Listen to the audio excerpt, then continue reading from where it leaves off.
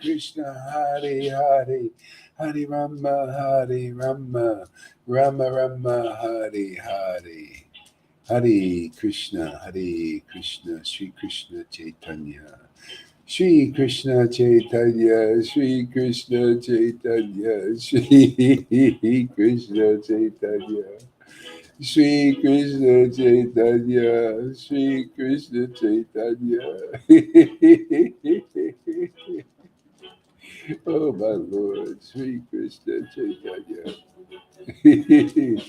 Shri Krishna Chaitanya. Shri Krishna Chaitanya, Shri Krishna Chaitanya, Shri Krishna Chaitanya, Shri Krishna Chaitanya, Shri Krishna Chaitanya, Shri Krishna Chaitanya.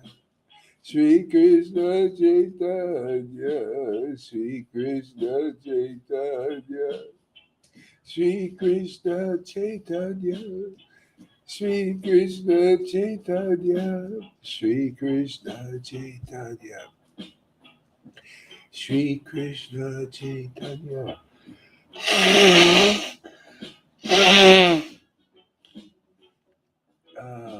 Shri Krishna Chaitanya, Shri Krishna Chaitanya, Shri Krishna Chaitanya, Shri Krishna Chaitanya, Shri Krishna Chaitanya, Shri Krishna Chaitanya, Hare Krishna, Hare Krishna, Hare Krishna, Krishna Krishna, Hare Hare, Hare Rama, Hare Rama, Rama Rama, Hare Hare, Krishna, Hare Krishna, Krishna Krishna, Hare Hare, Hare Rama, Hare Rama, Rama Rama, Hare Hare, Hare Krishna, Hare Krishna, Krishna Krishna, Hare Hare.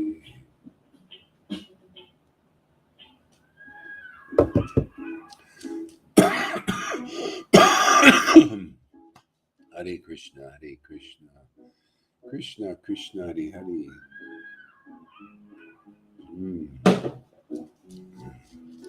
Hare Krishna, Hare Krishna, Krishna Krishna, Hare Hare.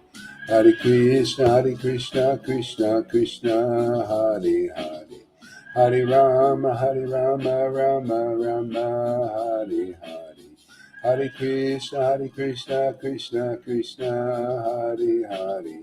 Hare Rama, Rama Rama, Hare Hare. Hare Krishna, Krishna Krishna, Hare Hare.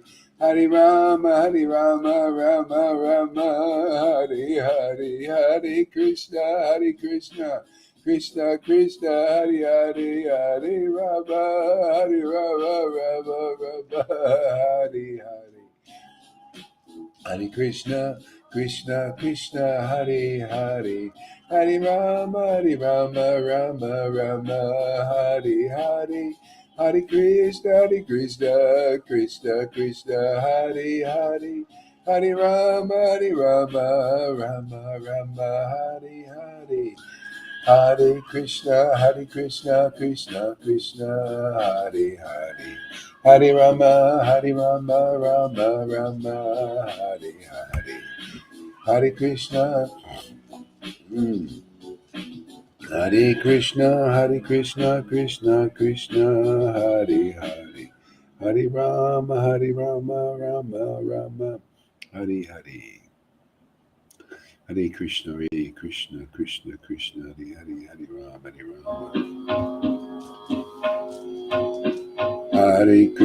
Hare Krishna, Krishna Krishna, Hare Hare. Hare Rama, Rama Rama, Hare Hare. Hare Krishna, Krishna Krishna, Hare Hare. Hare Rama, Rama Rama, Hare Hare. Hare Krishna, Krishna Krishna, Hare Hare. Hare Rama, Hare Rama, Rama Rama, Hare Hare.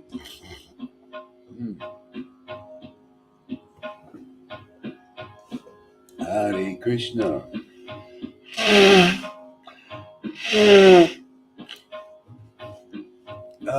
Hare Krishna, Hare Krishna, Krishna Krishna, Hare Hare, Hare Rama, Hare Rama, Rama Rama, Hare Hare, Hare Krishna, Hare Krishna, Krishna Krishna, Hare Hare, Hare Rama, Hare Rama, Rama Rama, Hare Hare, Hare Krishna, Hare Krishna, Krishna Krishna, Hare Hare. Hare Rama, Hare Rama, Rama Rama, Hare Hare, Hare Krishna, Krishna Krishna, Hare Hare, Hare Rama, Hare Rama, Rama Rama, Hare Hare, Hare Krishna, Krishna Krishna, Hare Hare, Hare Rama, Rama Rama, Hare Hare, Hare Krishna, Krishna Krishna, Hare Hare, Hare Rama, Rama Hare. Oh my Lord, Hare Krishna, Krishna Krishna, Hare Hare, Hare Rama, Rama Hare Hare, Hare Krishna, Krishna Krishna, Hare Hare. Hare Krishna, Krishna Krishna, Hare Hare, Hare Rama.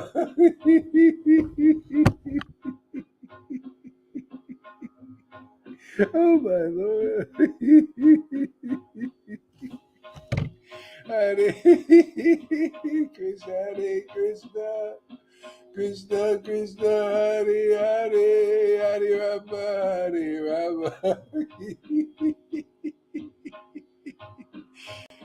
Hare Krishna, Krishna Krishna, Hare Hare, Hare Rama, Rama Rama, Hare Hare, Hare Krishna, Krishna.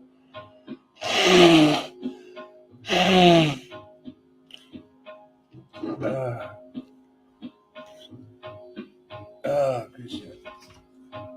Hare Krishna, Krishna Krishna, Hare Hare, Hare Rama, Rama Rama, Hare Hare, Krishna, Krishna Krishna, Hare Hare, Hare Rama, Rama Rama, Hare Hare, Hare Krishna, Krishna Krishna, Hare Hare, Hare Rama, Rama, Hare Hare, Hare Krishna, Krishna Krishna, Hare Hare, Hare Rama, Rama, Hare Hare, Krishna, Krishna Hare Hare, Hare Rama, Rama, Hare Hare, Hare Krishna, Krishna Krishna, Hare Hare, Rama, Hare Hare, Krishna, Krishna Hare Hare, Hare Rama, Rama Hare Hare, Hare Krishna, Krishna Hare Hare, Krishna, Krishna Hare Hare, Hare Rama, Rama Hare Hare, Krishna, Krishna Hare Hare, Hare Rama. Hare Krishna, Krishna Hare Hare, Hare Rama, Rama Hare Hare, Hare Krishna, Krishna Hare Hare, Hare Rama, Rama Hare Hare, Hare Krishna, Krishna Hare Hare, Hare Rama, Hare Rama, Rama Rama, Hare Hare, Krishna, Krishna, Krishna, Hare Hare, Hare Rama, Rama, Rama, Hare Hare, Hare Krishna, Krishna, Krishna, Hare Hare, Hare Rama, Rama, Rama, Hare Hare, Hare Krishna, Krishna, Krishna, Hare Hare, Hare Rama, Rama, Rama, Hare Hare, Hare Krishna, Krishna, Krishna, Hare Hare, Hare Rama, Rama.